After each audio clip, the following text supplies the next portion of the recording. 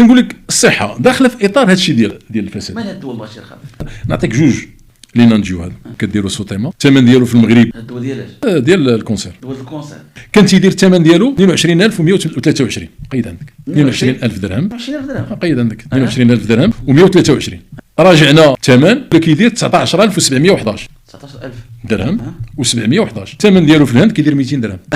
لا ماشي هو كلشي دواء اخر هذا نعم مأكد. شحال قلتي لي كيدير؟ كان تيدير 22000 درهم ونقصنا من الثمن دخلنا ونقصنا زعما واخا سيدي دوزنا ل 19711 مليون و180 والهند شحال داير؟ 20 اورو 200 درهم يعني شحال زايد؟ حسب مليون و100 خاص فيها ماشي تحقيق في المغرب، خاص الامم المتحده تحقق في هذا الشيء. نعطيك واحد اخر ديال فايزر انالديتا 5 ملغ كومبريمي بواطه ديال 56 الثمن ديالو كان تيقيد عندك 37795 درهم 3 مليون و140 و795 نقصنا الثمن ولا كيدير 32559 6000 درهم حيد. شحال ولا كيدير 3 مليون و40 ريال في الهند كيدير 6000 درهم. ويلي اذا 2 المليون وزياده. نعطيك واحد اخر باش نختموا باكازريد الثمن ديالو كان كيدير 22000 درهم و44 الثمن ديالو في الهند كيدير 580 درهم.